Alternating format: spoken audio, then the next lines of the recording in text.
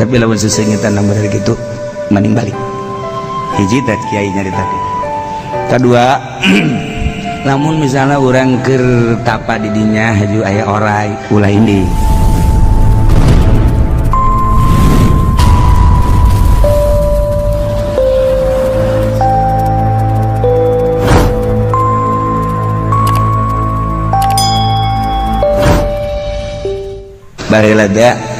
baheula aya kiai hebat di Banten lamun urang hayang lulus zaman Nanang Kosim suara bagus kemudian tenar dibere wiridanangan kudu diwiridkeun di Maulana Yusuf lain di Maulana Sadudin di Maulana Yusuf aya wiridanana ke dibejanta ku kiai lamun aya sesengitan anu tenang sesengitan kedua modal kos itu tenang kan tapi lamun sesengitan nomor gitu mending balik hiji teh kiai nyaritakeun. Kedua lamun misalnya orang keur tapa di dinya haju aya orai ulah indi orai mah ulah indi orai lamun aya bangkong-bangkong bang ulah tetep indi teruskeun bae moal kumaha moal kajeun kumaha haju lamun aya eta teh nu sakala liber teh di luhur teh naon gara-garana nurul laluhur gitu da mada ka bangkabeunana simet-simet laletik budak kos karit tah ulah tetep hayuh bae teruskeun geus ulah sieun bejaan heula teh ku guru urang namun tapa di dinya ulah sieun. Tapi lamun aya kica-kica hiji dua tilu geus memeh ngalobaan mending balik geus kica-kica mah tanda tet budak bari batu ke kica-kica jangan ka HP tetot balik.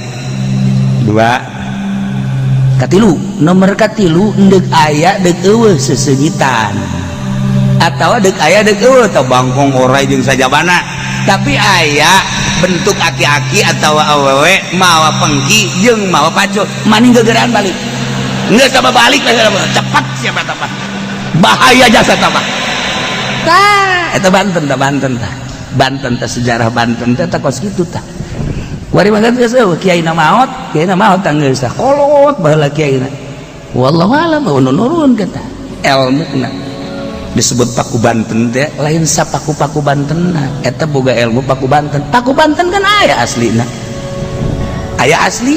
aya pakuan biasa Pak bentuk tangkal kayu misalnya disebut Paku Banten gitu. Nah lamun eta Paku Banten anu kuari ngawujud naon gitu ngaranna tangkal kayu oyak saeutik geus Banten oyak kamari oyak saeutik doang tah daunna doang kiaina nu oyak si eta ge oyak goni malam oyak-oyakan bae nu lain kiai mah geus leuwih ti heula oyak jana Paku Banten boga sejarah toriko di Paku Banten aya robah daun aya robah pangpang jang negeran bumi gunung diciptakeun ku Gusti Allah gunung gunung di negara urang mah teu sakumaha ketika urang ka Yordan ningali gunung Masya Allah di Mesir Yordan Yerusalem gunung bae kabeh tah tadina Haji Pendi dek diwakafkeun di ditu ridho aing mah tah hiji tah balik oke tapi gadi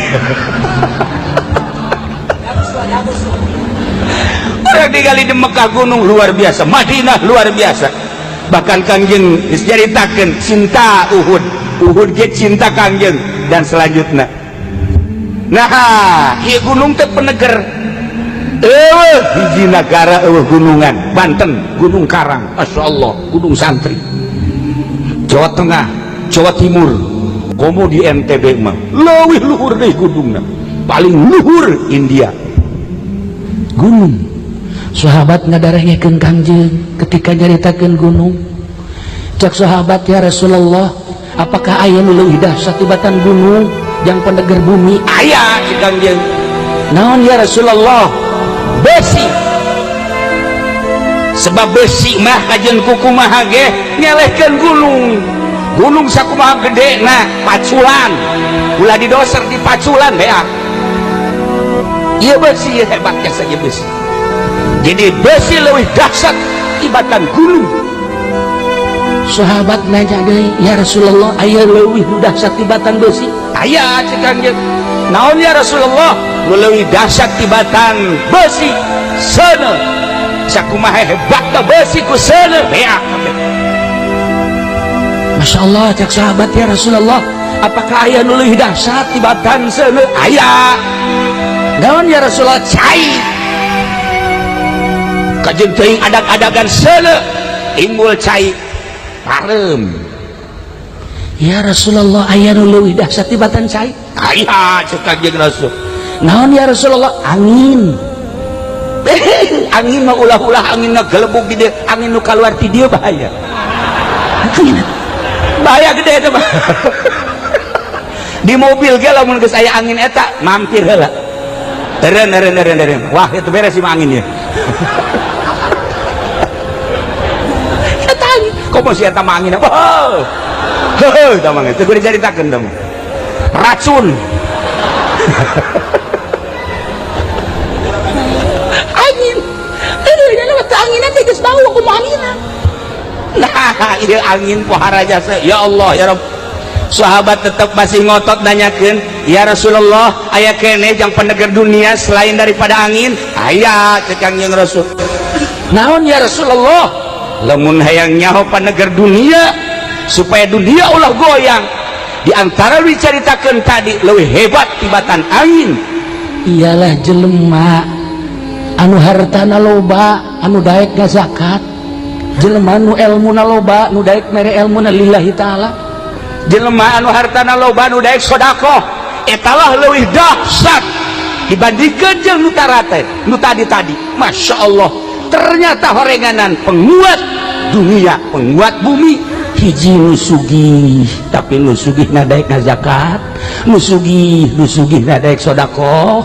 Ai si eta mah pan kadengena doang sugih. Kadengena doang. Apa ngadengenya na ngazakat hati. Malah mana yang ngazakat. Ya Allah, ya Rabbi. Masya Allah. Tah eta. Ya, di antara jelema nu boga ilmu, barahan ku ilmuna dunia jadi teger. Tetapi nu paling dahsyat jelema anu ma'rifatullah wa rasuluh, mengenal Allah jeung rasulna, iyalah sigana kadeleuna cicing, sigana kadeleuna teu sabaraha, sigana kajeleuna hina katingalina. Wah, jelema tumbal tepir, kacirina kuru, kacirina tearudi, tetapi justru Allah ningali jutaan manusia nu teu peuting kerek, tapi leuleuh jelema eta sangat memandang. Nu tadina deuk disiksa tapi teu jadi. Bantak besi aya aki-aki hudang teu peuting talian sih ada. Talian. Komo si eta mah geus teu kudu aki-aki talian bae. Geus gantung bae habak. Ternyata koreganan jelema nyiptakeun masjid teh ya, jelema ngabangun masjid, jelema nyiptakeun majelis talim, ngabangun majelis talim, nyiptakeun mushola, majelis talim dan lain sebagainya. Eta teh jang panegar dunia mengenal Allah. Lamun nu sugih jamal bisa.